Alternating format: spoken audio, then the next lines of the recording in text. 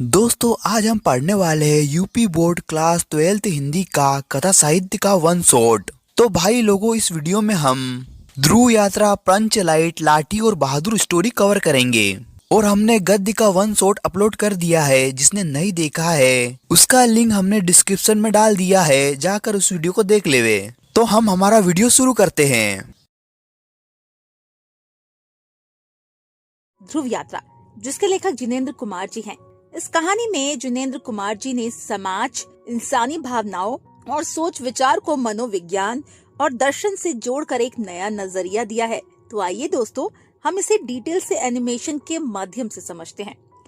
राजा रिपुदमन बहादुर ने उत्तरी ध्रुव जीत लिया और यूरोप के शहरों से बधाइयां लेकर अब भारत लौट रहे हैं। ये खबर सारे अखबारों ने पहले पन्ने पर बड़े बड़े अक्षरों में छापी। उर्मिला, जो राजा की प्रेमिका है और जिसने उनसे शादी किए बिना उनका बच्चा भी जन्म दिया था, उसने भी ये खबर पढ़ी। उसने ये देखा राजा बम्बई पहुंच चुके हैं और वहां उनके स्वागत की तैयारी हो रही है। लेकिन उर्मिला ने कोई घबराहट या उत्सुकता नहीं दिखाई। राजा रिपुदमन को ऐसे दिखावे और स्वागत में बिल्कुल दिलचस्पी नहीं थी। इसीलिए बम्बई में ठहरने की बजाय वे सुबह होने से पहले दिल्ली चले आए। वहाँ उनके चाहने वाले उन्हें आराम का मौका ही नहीं दे रहे थे। थकान से परेशान होकर वे कुछ दिन कहीं और शांति से रहना चाहते थे। राजा रिपुदमन खुद से बहुत नाराज है। उन्हें नींद नहीं आती और पुराने फैसलों पर पछतावा हो रहा है। जब उर्मिला ने शादी की बात की तो उन्होंने घर वालों के डर से मना कर दिया। अब वही फैसला उन्हें बहुत तकलीफ दे रहा है। वे उर्मिला के बारे में गहरी चिंता में डूबे रहते हैं। दिल्ली पहुंचकर राजा रिपुदमन मानसिक शांति के लिए आचार्य मारुति से मिलने गए। आचार्य मारुति राजा रिपुदमन को देखते हैं और कहते हैं, तुम्हारी सेहत तो ठीक है, अब तुम्हें शादी कर लेनी चाहिए। लेकिन राजा कहते हैं, मैं शादी नहीं कर सकता, शादी मेरे लिए बंधन है। इस पर आचार्य कहते हैं, असल में बंधन से मत डरो, असली बंधन तो प्रेम है। प्रेम से भागना मतलब खुद से भागना है। अगले दिन राजा उर्मिला से मिलते हैं। वे अपने बेटे का नाम रखते हैं और उर्मिला से माफी मांगते हैं। राजा कहते हैं, उन्होंने समाज की परंपरा के खिलाफ जाकर उसके साथ गलत किया था, इसलिए अब वे उर्मिला से शादी करना चाहते हैं। लेकिन उर्मिला साफ मना कर देती है। वो कहती है, तुम्हें अब शादी की जरूरत नहीं, तुम्हें अपना जीवन किसी बड़े लक्ष्य की ओर लगाना चाहिए। उर्मिला अपने बेटे की ओर इशारा करके कहती है, अब तुम मेरा कर्ज चुका चुके हो, मेरे लिए तुम आजाद हो, आगे अपने रास्ते चलो। राजा उर्मिला को बताते हैं आचार्य मारुति ने उन्हें क्या कहा था। इस पर उर्मिला कहती है, आचार्य मारुति साधारण इंसान है, तुम्हारे लिए औरतों की कमी नहीं है, लेकिन मैं तुम्हें बांधने वाली पत्नी नहीं बन सकती। मैं तुम्हारी प्रेमिका हूँ। मैं चाहती हूँ तुम ऊंचाई तक पहुँचो, ऐसी मंजिल तक जो मौत से भी बड़ी हो। राजा रिपुदमन आचार्य मारुति से मिलता है और कहता है, मैं उर्मिला से शादी करके उसके साथ रहना चाहता था, लेकिन उसी ने मुझे उत्तरी ध्रुव की यात्रा के लिए भेजा। अब जब मैं लौट आया हूँ तो वो खुश भी नहीं है। वो कहती है, यात्रा कभी खत्म नहीं होती और अब वो मुझे और आगे बढ़कर सिद्धि की ओर जाने के लिए कह रही है। ये सुनकर आचार्य मारुति एक बड़ा राज खोलते हैं। वे कहते हैं, उर्मिला मेरी ही बेटी है, मैं खुद उसे समझाऊंगा कि वो तुमसे शादी कर ले। जब उर्मिला को आचार्य मारुति बुलवाते हैं और वो उनके पास आती है तो आचार्य उसे समझाते हैं, बेटी तुम राजा रिपुदमन से विवाह कर लो। लेकिन उर्मिला जवाब देती है, स्त्री को शास्त्रों से नहीं समझा जा सकता, उसे तो सिर्फ प्रेम से जाना जा सकता है और मैं शादी नहीं करना चाहती। मुक्ति का रास्ता अकेले का होता है, उसमें किसी और का सहारा नहीं होता। आचार्य मारुति बार बार उसे विवाह के लिए मनाने की कोशिश करते हैं, पर उर्मिला अपनी बात पर अड़ी रहती है। तब आचार्य मारुति उसे ये बड़ा रहस्य बता देते हैं, उर्मिला, मैं ही तुम्हारा पिता हूँ। उर्मिला आचार्य मारुति से कहकर चली जाती है, इस अभागिन को भूल जाइए। फिर उर्मिला राजा रिपुदमन के पास लौट आती है। राजा पूछते हैं, क्या तुम आचार्य से मिलाई हो? उर्मिला कहती है, हाँ, मैं उनसे मिल चुकी हूँ। इसके बाद राजा रिपुदमन उर्मिला की इच्छा पूरी करने के लिए दक्षिणी ध्रुव के शटलैंड डूब जाने का जहाज तय करते हैं। राजा कहते हैं, उर्मिला जैसी औरत के अंदर छिपी प्रेमिका की यही सच्ची इच्छा है, मुझे फिर यात्रा पर जाना चाहिए। लेकिन इस बार उर्मिला उन्हें रोकना चाहती है। वो बार बार कहती है, मत जाओ, वहाँ जाने की जरूरत नहीं। लेकिन राजा उसकी बात नहीं मानते और यात्रा पर निकल जाते हैं। राजा रिपुदमन के दक्षिणी ध्रुव की ओर जाने की खबर अखबारों में छप जाती है और पूरी दुनिया को मालूम हो जाता है। लेकिन तीसरे दिन के अखबार में चौंकाने वाली खबर आती है, राजा रिपुदमन ने आत्महत्या कर ली। राजा रिपुदमन सुबह खून से लथपथ पाए गए। उनकी कनपट्टी पर गोली का आर पार निशान था। अखबार में इस घटना का पूरा विवरण और राजा से जुड़ी बहुत सारी बातें लिखी थी। उर्मिला ने हर शब्द ध्यान से पढ़ा। राजा ने मरने से पहले एक पत्र छोड़ा था। उस पत्र में लिखा था, मुझे असल में दक्षिणी ध्रुव जाने में कोई दिलचस्पी नहीं थी, लेकिन फिर भी मैं गया, क्योंकि मुझे पता था इस बार मुझे लौटना नहीं है। लोग इसे मेरा पराक्रम मानेंगे, लेकिन ये सच नहीं है। असली श्रेय मुझे नहीं मिलना चाहिए। अगर मैं ध्रुव पर जाता तो भी शायद बचकर ना लौटता, और अब आत्महत्या करके भी लौटने वाला नहीं हूँ। मैं पूरी तरह होश में रह के अपना जीवन समाप्त कर रहा हूँ ताकि किसी की पूर्णता में मेरा बलिदान काम आ सके। भगवान मेरे प्रिय के लिए मेरी आत्मा की रक्षा करे। ये कहानी लेखक फनीश्वर नाथ रेणु ने लिखी है। इस कहानी में लेखक ने गांव के जीवन, वहां के माहौल और गांव वालों की सोच को बहुत अच्छे ढंग से दिखाया है। गांव में अलग अलग जातियों के लोग अपनी अपनी टोलियों में रहते हैं। हर टोली की अपनी पंचायत और बैठने की जगह होती है। उन्हीं में से महतो टोली की पंचों ने पिछले 15 महीनों तक लोगों पर जुर्माना लगा लगा कर पैसे जमा किए और इस बार रामनवमी के मेले से एक पेट्रोमैक्स खरीदी। गांव में 8 अलग अलग जातियां हैं और सबकी अपनी अपनी पंचायत और बैठने की जगह है। सबके पास दरी और दरी बिछाने का सामान है। लेकिन अब महतो टोली के पास भी अपनी पंचलाइट हो गई है। पंचों ने सोचा 10 रुपए बच गए हैं तो उससे पूजा का सामान ले लेते हैं। उनका मानना था किसी भी नई मशीनरी चीज को बिना पूजा पाठ के शुरू नहीं करना चाहिए। उन्होंने पुराने जमाने का उदाहरण दिया कि अंग्रेज भी पुल बनाने से पहले बलि देते थे। जब पंच लोग मेले से लौटे तो सबसे आगे छड़ीदार अपने सिर पर पंचलाइट का डिब्बा रखे हुए था और उसके पीछे गांव के मुखिया चल रहे थे। जैसे ही वे गांव पहुंचे, दूसरी टोली के एक व्यक्ति ने मजे लेने के लिए पूछा, कितने की लालटेन लाए हो महतो? महतो टोली के लोगों को बुरा लगा। उन्हें लगा ब्राह्मण टोली वाले जानबूझकर इसे लालटेन बोल रहे हैं। वे सोचते हैं बामन टोली के लोग अपनी घर की साधारण डिबरी को तो बिजली की बत्ती बताते हैं और हमारी इतनी कीमती पंचलाइट को बस एक लालटेन कह रहे हैं। पूरे टोले में एकदम मेला जैसा माहौल हो गया। औरत, मर्द और बच्चे सब अपना काम धंधा छोड़कर दौड़े आए कि चलो भाई, अपनी टोली का पंचलाइट आया है। छड़ीदार अग्नू महतो सबको सावधान कर रहा था कि कोई पास आकर छूना मत, नहीं तो खराब हो जाएगा। सरदार ने भी अपनी घरवाली से कह दिया कि शाम को पूजा होगी, इसीलिए जल्दी से नहा धोकर तैयारी कर लो। कीर्तन करने वालों ने भी आपस में बातें कर ली। आज तो पंचलाइट की रोशनी में ही कीर्तन होगा। उनके लीडर ने तो साफ चेतावनी दी, अगर आज किसी ने गाने में गड़बड़ी की तो कल से उसे टोली से बाहर कर दिया जाएगा। बच्चे इतने खुश थे कि बिना किसी बात के ही इधर उधर शोर मचा रहे थे। सूरज डूबने से पहले ही सब सरदार के दरवाजे पर इकट्ठा हो गए। वहाँ बस पंचलाइट की ही बातें हो रही थी। सरदार हुक्का गुड़गुड़ाते हुए अपनी शान बघार रहे थे। कैसे उन्होंने दुकानदार को अपनी बातों में फंसाया। सरदार बोले, दुकानदार पहले बहुत पैसे मांग रहा था, पर जब मैंने उसे डांट कर कहा कि हमें देहाती मत समझो, तो वो समझ गया मैं कोई मामूली आदमी नहीं बल्कि अपनी जाति का सरदार हूँ। फिर उसने चुपचाप कम दाम में पंचलाइट दे दिया। दीवान जी ने भी अपनी तारीफ जोड़ते हुए कहा, दुकानदार बड़ा पारखी था। उसका नौकर डिब्बा देने में नखरे कर रहा था, पर मेरी कड़क आवाज सुनकर दुकानदार ने नौकर को डांटा और तुरंत बक्सा दे दिया। सब लोग खुश थे और अपनी जीत मान रहे थे। टोले के लोग सरदार और दीवान की बातें सुनकर बड़े खुश थे और उन्हें बड़ी इज्जत से देख रहे थे। छड़ीदार तो औरतों को चटकारे लेकर बता रहा था कि जब हम पंचलाइट लेकर आ रहे थे तो वो रास्ते भर सन सन की आवाज कर रहा था। लेकिन ठीक ऐन मौके पर एक बहुत बड़ी मुसीबत खड़ी हो गई। तेल भी आ गया, पूजा का सामान भी सज गया और कीर्तन करने वाले भी ढोल मजीरा लेकर तैयार हो गए। पर तब सबको याद आया कि अरे, इसे जलाएगा कौन। हैरानी की बात यह है, खरीदने से पहले या खरीदने के बाद भी किसी के दिमाग में यह बात नहीं आई थी। अब हालत ऐसी थी जैसे कोई गाय तो खरीद लाए पर उसे धोना किसी को न आता हो। अब उस मशीन वाली चीज को जलाए कौन, ऐसा नहीं था। पूरे गांव में कोई इसे जलाना नहीं जानता था।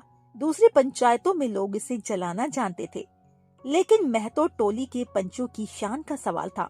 वे सोचते थे पहली बार नई चीज की पूजा हो रही है और अगर इसे जलाने के लिए दूसरी टोली के आदमी को बुलाया तो जिंदगी भर ताना सुनना पड़ेगा। दूसरी टोली वाले बात बात पर चिढ़ाएंगे कि अरे, अपनी पंचलाइट तो खुद जला नहीं पाए थे। बस इसी इज्जत के चक्कर में सब चुप हो गए। चारों तरफ उदासी छा गई और धीरे धीरे अंधेरा होने लगा।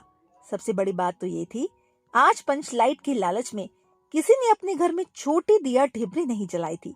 सब इस उम्मीद में थे कि आज तो पंचलाइट की तेज रोशनी होगी। मामला अब और भी ज्यादा बिगड़ गया। ऐसा लग रहा था जैसे सारी मेहनत बेकार चली गई।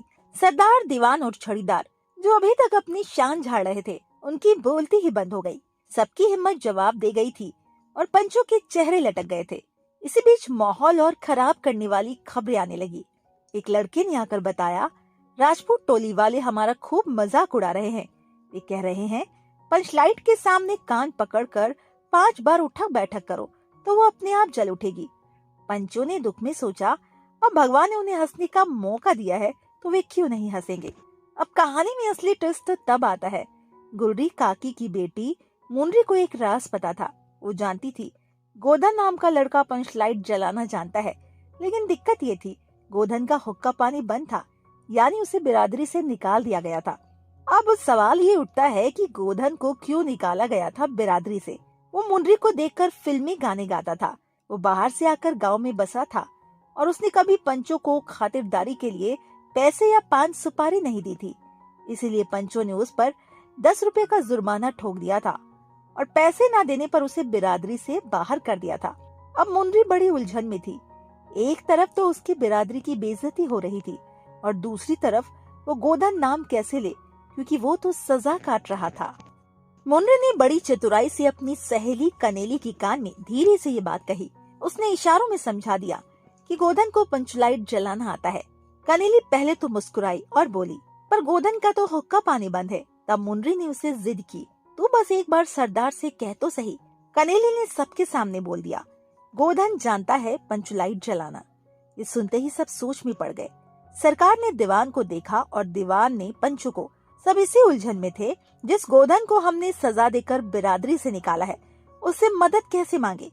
लेकिन सरदार ने बड़े पति की बात कही, जब जाति की इज्जत ही मिट्टी में मिल रही है तो कैसे पाबंदी। बिरादरी की इज्जत बचाना ज्यादा जरूरी है। दीवान और बाकी पंच भी मान गए कि हाँ, गोधन को बुला लेना चाहिए। सरदार ने छड़ीदार को भेजा, लेकिन गोधन ने आने से मना किया। उसने कहा, भाई पंचों का क्या भरोसा, कल को अगर मशीन का कोई पुर्जा बिगड़ गया तो वे फिर मुझ पर जुर्माना ठोक देंगे। छड़ीदार ने आकर रोनी सूरज बनाकर सबको बताया कि गोधन नहीं आ रहा है। सब डर गए। अगर आज पंचलाइट नहीं चली तो दूसरी टोली वाले कल से गांव में जीना हराम कर देंगे। आखिर में गुलकी काकी खुद गोधन के पास गई और उसे मना कर ले आई। गोधन के आते ही सबके चेहरे खिल गए और सबको उम्मीद जगी। गोधन चुपचाप पंचलाइट में तेल भरने लगा। माहौल फिर से ठीक होने लगा। सरदार की पत्नी बिल्ली भगाने लगी और कीर्तन वाले अपनी तैयारी करने लगे। लेकिन तभी गोधन ने एक नया पेच फंसा दिया। उसने पूछा, स्पिरिट यानी जलाने वाला तेल कहाँ है? बिना स्पिरिट के पंचलाइट कैसे जलेगी? लो भाई, एक नई मुसीबत आ गई। जब पता चला कि जलाने के लिए स्पिरिट ही नहीं है तो सब लोग फिर से सरदार और पंचों को मन ही मन कोसने लगे कि बिना अकल के काम करते हैं ये लोग। चारों तरफ फिर से मायूसी छा गई। लेकिन गोधन बड़ा खिलाड़ी निकला। उसने कहा, बिना स्पिरिट के ही जला दूंगा, बस नारियल का तेल ला दो। मुनरी झट से तेल लाई। गोधन ने पंप मारना शुरू किया। कभी मुंह से फूंक मारता तो कभी चाबी घुमाता। देखते ही देखते पंचलाइट से सन की आवाज आने लगी और रोशनी बढ़ गई। उजाला होते ही लोगों का गुस्सा ठंडा हो गया और सब कहने लगे, भाई गोधन तो बड़ा उस्ताद लड़का है। पूरी टोली रोशनी से चमक उठी। कीर्तन मंडली ने जोर से महावीर स्वामी की जय का नारा लगाया और गाना शुरू किया। उजाले में सबके मुस्कुराते चेहरे दिखने लगे। गोधन ने सबका दिल जीत लिया था। मुनरी ने भी बड़े प्यार से गोधन को देखा। दोनों की आंखें मिली और नजरों ही नजरों में जैसे सुलह हो गई। मुनरी ने इशारा किया कि जो हुआ सो हुआ, मुझे माफ कर दो। सरदार ने भी बड़े प्यार से गोधन को पास बुलाया और कहा, बेटे तुमने आज बिरादरी की नाक बचा ली। अब तुम्हारी पुरानी सारी गलतियां माफ। अब तुम चाहे जितनी फिल्मी गाने गाओ, कोई नहीं रोकेगा। मुनरी की माँ यानी कि गुलरी काकी ने भी खुश होकर गोधन को रात के खाने पर बुलाया। गोधन ने फिर मुनरी की तरफ देखा और मुनरी ने शर्मा कर पलकें झुका ली। कीर्तन वाले फिर से जय जयकार करने लगे और पंचलाइट की उस तेज रोशनी में ऐसा लग रहा था जैसे पेड़ पौधों का एक एक पत्ता भी मुस्कुरा रहा है। लाठी, जिसके लेखिका शिवानी जी हैं। तो आइए दोस्तों, हम इसे डिटेल से एनिमेशन के माध्यम से समझते हैं। कहानी की शुरुआत होती है कप्तान से। वो एक भोली भाली शर्मीली लड़की बानो से शादी करता है। बानो सिर्फ 16 साल की होती है, पढ़ाई कम और स्वभाव बहुत संकोची। कप्तान लंबा 6 फुट, मजबूत शरीर वाला और गोरी भूरी आंखों वाला था। शादी के बाद बानो उसके सामने अक्सर शर्मा कर छुप जाती थी। शादी के दूसरे दिन ही दोनों के बीच थोड़ी बातचीत होती है। कप्तान उसका नाम पूछता है। जब सुनता है बानो तो मजाक में कह देता है, अरे ये तो मुसलमानी नाम है। फिर खुद ही हंसकर कहता है, नाम प्यारा है। कप्तान को अपनी छोटी सी खिलौने जैसी पत्नी पर बहुत प्यार आता है। लेकिन किस्मत को कुछ और मंजूर था। शादी के तीसरे दिन ही कप्तान को युद्ध के लिए बसरा जाना पड़ता है। एक तरफ देश की ड्यूटी थी, दूसरी तरफ नई नई शादी हुई पत्नी। जाते समय कप्तान बानो के माथे को चूमकर विदा हो जाता है। बानो की आंखों में आंसू होते हैं। कप्तान 2 साल तक युद्ध में उलझा रहता है। बर्मा और बसरा के जंगलों में भटकता है। घर पर बानो अकेली ससुराल में रहती है। वहाँ नंदे, सास, चाची सब उसे ताने मारते हैं और घर का सारा भारी भरकम काम उसी से करवाते हैं। भतीजों के कपड़े धोना, ससुर के लिए स्वेटर बुनना, अनाज ढोना और सुखाना, खाना पकाना। बानो छोटी उम्र में इतना काम करते करते कमजोर और बीमार हो जाती है। ज्यादा मेहनत और देखभाल की कमी से बानो को टीबी हो जाता है। उस समय टीबी का इलाज बहुत मुश्किल था और अक्सर लोग मर जाते थे। 2 साल बाद कप्तान घर आता है और सुनता है बानो को सैनिटोरियम अस्पताल भेजा गया है। सैनिटोरियम ऐसा अस्पताल होता है जहां लंबे समय तक बीमार लोगों को रखा जाता है। कप्तान बानो के पास जाता है और देखता है वो बहुत कमजोर, दुबली और बीमार हो चुकी है। कप्तान निश्चय करता है वो उसके ठीक होने तक घर नहीं जाएगा। वो दिन रात बानो की देखभाल करता है, खुद दवाई देता है, तापमान देखता है, उसका मन बहलाने के लिए गाने गाता है। बाकी मरीज और लोग उसकी सेवा देखकर हैरान रह जाते हैं। अस्पताल में एक हंसमुख तगड़ी सी नेपाली भाभी भी भर्ती थी। वो भी टीबी से पीड़ित थी, लेकिन मजाक बहुत करती थी। एक दिन उसकी हालत अचानक बिगड़ती है और वो खून की उल्टियां करते करते मर जाती है। कप्तान को झटका लगता है। वो सोचता है कि बानो का भी यही हाल ना हो जाए। डॉक्टर कप्तान को अकेले में बुलाकर कहता है, तुम्हारी पत्नी के पास अब ज्यादा दिन नहीं बचे, उसे घर ले जाओ, बस 2-3 दिन है। कप्तान ये सुनकर टूट जाता है, लेकिन बानो से कुछ नहीं कहता। कप्तान कहता है, चलो यहाँ बोर हो गया हूँ, बाहर कोई कमरा ले लेते हैं। लेकिन बानो समझ जाती है ये अस्पताल की आखिरी स्टेज का संकेत है। वो जानते हैं अब वो मरने वाली है। एक रात कप्तान उसके पास सोता है। सुबह उठता है तो बानो बिस्तर पर नहीं होती। कप्तान सोचता है वो बाथरूम गई होगी, लेकिन वो वापस नहीं आती। असल में बानो आत्महत्या के लिए नदी में कूद जाती है ताकि बीमारी पति को ना लगे। समय बीतता है। कप्तान दूसरी शादी कर लेता है। उसकी दूसरी पत्नी का नाम प्रभा था। उनके 2 बेटे और एक बेटी थी। कप्तान अब मेजर बन जाता है। एक दिन मेजर और प्रभा नैनीताल घूमने जाते हैं और चाय की एक दुकान में रुकते हैं। वहाँ कुछ वैष्णवी औरतें आती है। उनके साथ एक महिला होती है जिसे सब लाठी कहते हैं। मेजर उसे देखते ही पहचान जाता है वो बानो थी। दुकान वाला बताता है एक साधु उसे नदी में डूबते हुए बचा कर लेकर आए थे। उसकी आवाज चली गई थी, याददाश्त खत्म हो गई थी और लोग उसे लाठी कहने लगे। उसे अपने अतीत की कोई याद नहीं है, न पति की न शादी की। मेजर के सामने 2 विकल्प था, सबको सच बताकर उसे वापस अपनी जिंदगी में लाना या चुप रहकर उसे उसके नए जीवन में छोड़ देना। वो चुप रह जाता है। अब बानो लाठी बन चुकी थी और उसका सहारा प्रभु महाराज थे। दोस्तों, ये कहानी हमें सिखाती है प्रेम, त्याग और परिस्थितियों के सामने इंसान की मजबूरी को दिखाती है। कभी कभी हालात इंसान को इतना बदल देते हैं वो पहले जैसा नहीं रह जाता और पुराने रिश्ते सिर्फ यादों में रह जाते हैं। बहादुर, जिसके लेखक अमरकांत जी है। तो आइए दोस्तों, इस चैप्टर को हम डिटेल से एनिमेशन के माध्यम से समझते हैं। एक परिवार को नौकर की जरूरत थी। वहाँ पर एक नेपाली लड़का काम करने आया जिसकी उम्र लगभग 12-13 साल थी। उसका नाम दिल बहादुर था। उसका गांव नेपाल बिहार की सीमा पर था। उसके पिता युद्ध में मारे गए थे और उसकी माँ खेतीबाड़ी व काम करके घर चलाती थी। माँ गुस्सैल थी और उसे अक्सर मारती थी। लड़का पढ़ाई या घर के काम करने के बजाय जंगल पहाड़ घूमता, पक्षियों के घोंसले से बच्चे निकालता और जानवर चराता। एक बार उसने भैंस को मारा जिससे माँ बहुत नाराज हो गई और उसे बुरी तरह पीटा। गुस्से में लड़का घर छोड़कर भाग आया और चोरी से कुछ पैसे लेकर बस से गोरखपुर आ गया। जब वह इस परिवार में काम करने आया तो सबने उससे सवाल जवाब किया। उसका नाम दिल बहादुर था, लेकिन घर वालों ने उसे सिर्फ बहादुर कहकर बुलाना शुरू कर दिया। शुरू में सबके लिए वह नया नया और रोचक था, जैसे कोई पालतू तोता या पिल्ला घर में आ जाए। मोहल्ले के बच्चे उसे तरह तरह के सवाल पूछते, गाने सुनने की फरमाइश करते। घर के लोग भी उसे छेड़ते और उससे हंसी मजाक करते। बहादुर बहुत मेहनती और हंसमुख था, सब उसे प्यार और ध्यान देते थे, खाने पीने कपड़े वगैरह की फिक्र रखते। निर्मला जो घर की महिला थी, पड़ोसियों में भी उसकी तारीफ करती थी कि वो नौकरों को बच्चा समझकर रखती है, ना कि दूसरों की तरह तंग करती है। बहादुर अब घर में सभी काम करने लगा था। सुबह जल्दी उठकर नीम से दातुन लाता, सफाई करता, पोछा लगाता, अंगीठी जलाता और चाय बनाता, कपड़े बर्तन भी धोता, रसोई करने की कोशिश करता। लेकिन निर्मला खुद खाना बनाती थी। निर्मला की तबीयत ठीक नहीं रहती थी तो बहादुर उसकी बहुत फिक्र करता। समय पर दवा देने के लिए दौड़कर आता और कहता, माताजी मेहनत ना करो, तकलीफ बढ़ जाएगी। शाम को जब बाबूजी दफ्तर से लौटते तो बहादुर मासूमियत में से दिन भर की छोटी छोटी बातें सुनाता और खूब हंसाता। उसकी हंसी बहुत प्यारी और मीठी थी। निर्मला कभी पूछती है, माँ की याद आती है? वह हंसकर कहता, नहीं, क्योंकि माँ मारती थी। फिर कहता, माँ बाप का कर्ज तो जन्म भर चुकाना पड़ता है। रात को बहादुर टूटी चटाई पर सोता। बिस्तर लगाने के बाद जेब में से अपनी नेपाली टोपी, छोटा आईना, ताश की गड्डी, पत्थर के टुकड़े वगैरह निकालकर सजाता और खेलता। फिर पहाड़ी गाने गुनगुनाता। उसके बोल कोई नहीं समझता, लेकिन उसकी उदासी पूरे घर में फैल जाती और पूरा मोहल्ला भावुक हो उठ जाता।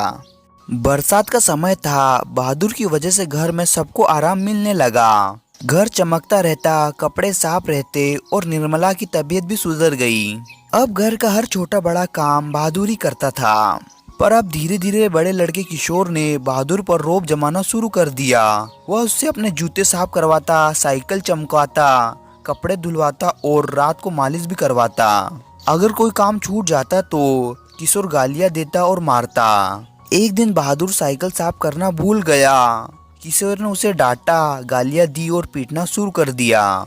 बहादुर को बहुत बुरा लगा क्योंकि किशोर ने उसके पिता को गाली दी थी। रोते हुए उसने कहा, भैया ने मेरे बाप को क्यों लाकर खड़ा कर दिया?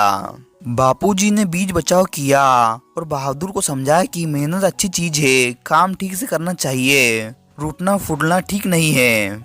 वह उसे समझाते हैं कि हम तुम्हें घर के लड़के जैसे रखते हैं, इतनी सुख सुविधा दूसरों के घरों में कहाँ मिलेगी।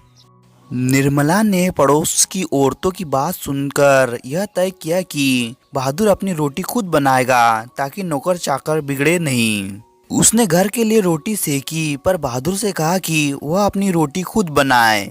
बहादुर चुपचाप उदास हो गया। जब उसने रोटी बनाने से इनकार किया तो निर्मला गुस्से में आकर उसे थप्पड़ मारने लगी और बोली, तू कोई घर का लड़का है? नौकरों को तो अपनी रोटी खुद बनानी पड़ती है। बहादुर रोते हुए बोला कि उसकी माँ भी पहले सारे घर की रोटियां बनाकर उससे खुद की रोटी सिखवाती थी, लेकिन इस बार उसने रोटी बनाने से साफ इनकार कर दिया। गुस्से में आकर बाबूजी ने भी उसे डांटा, पर वह नहीं माना और उस रात भूखा ही सो गया। बहादुर रात में भूखा रहने के बाद भी सुबह हंसते हुए उठा। उसने अपने लिए मोटी भद्दी रोटियां बनाई और रात की बची सब्जी खा ली। लेकिन अब निर्मला भी उससे चिढ़ने लगी थी। छोटी सी गलती पर वह भी मारने लगी। इस तरह बहादुर को घर में दो लोग मारते, किशोर और निर्मला। बरसात खत्म हो चुकी थी। बाबूजी ने उसकी माँ को चिट्ठी लिखी कि बहादुर यहाँ ठीक है और उसकी तनख्वाह भेज दी जाएगी, पर उधर से कोई जवाब नहीं आया। बहादुर की गलतियां बढ़ने लगी, शायद लगातार डांट फटकार और मारने के कारण। एक रविवार को निर्मला के रिश्तेदार आए। घर में चहल पहल थी। तभी रिश्तेदार की पत्नी के 11 रुपए खो गए। उसे शक हुआ कि बहादुर ने लिए होंगे क्योंकि वह पास में दिखा था। बाबूजी ने पहले इनकार किया, लेकिन रिश्तेदार ने कहा कि नौकर लोग चोरी में माहिर होते हैं। गुस्से में आकर बाबूजी ने भी बहादुर से सख्ती से पूछा। बहादुर ने साफ कहा, मैंने रुपए नहीं लिए। उसने बार बार इनकार किया, लेकिन सबको शक उसी पर रहा। बाबूजी ने गुस्से में बहादुर को थप्पड़ मार दिया। उन्हें लगा कि वह पैसे चुराने की बात मान लेगा, पर बहादुर रोकर भी बार बार कहता रहा, मैंने नहीं लिए। रिश्तेदार बहादुर को पुलिस के पास ले जाने का नाटक करते रहे और लालच देकर पैसे कबूल करवाना चाहते थे, लेकिन बहादुर ने साफ इनकार कर दिया। अंत में रिश्तेदार ने हार मान ली और कह दिया कि यह जरूर कहीं छुपा आया होगा। इसके बाद निर्मला ने भी बहादुर को मारा पीटा। घर के सभी लोग उसे तुच्छ समझकर डांटने लगे। किशोर तो उसे बहुत सताने लगा। धीरे धीरे बहादुर उदास रहने लगा और काम में भी ढिलाई करने लगा। एक दिन जब बाबूजी दफ्तर से लौटे तो देखा कि बहादुर घर से भाग गया है। सब हैरान थे क्योंकि उस दिन उसे किसी ने भी कुछ नहीं कहा था। सुबह वह खुश था और हमेशा माताजी कहता रहा, पर दोपहर में गलती से उसने सिलबट्टा तोड़ दिया। शायद इसी डर से वह भाग गया। निर्मला को इस बात का अफसोस था कि बहादुर बिना कुछ लिए ही चला गया। उसके कपड़े, बिस्तर, जूते सब पड़े थे। अगर वह कहता तो निर्मला उसे खुद अच्छे से विदा करती और पैसे भी देती। असली बात यह थी कि वे 11 रुपए रिश्तेदार का झूठा बहाना था। किशोर को भी पछतावा हुआ। वह कहने लगा कि अगर बहादुर लौट आता तो वह उससे माफी मांग लेता और कभी नहीं मारता, क्योंकि इतना अच्छा नौकर उन्हें फिर नहीं मिलेगा। निर्मला रोने लगी और बाबूजी के मन में भी गहरा अपराध बोध भर गया। उन्हें लगा कि अगर मैंने थप्पड़ ना मारा होता तो शायद वह भागता नहीं। आंगन में बहादुर का सामान देखकर बाबूजी को बहुत दुख हुआ। उसके कपड़ों की जेब में वही उसकी छोटी छोटी चीजें मिली, गोलियां, ताश की गड्डी, सुंदर पत्थर, ब्लेड और कागज की नावें। यह देखकर बाबूजी को गहरी पीड़ा हुई। तो दोस्तों, वीडियो अच्छा लगे तो इस वीडियो को लाइक कीजिए और हमारा चैनल सब्सक्राइब कीजिए और अपने दोस्तों के साथ इस वीडियो को शेयर भी कर दीजिए।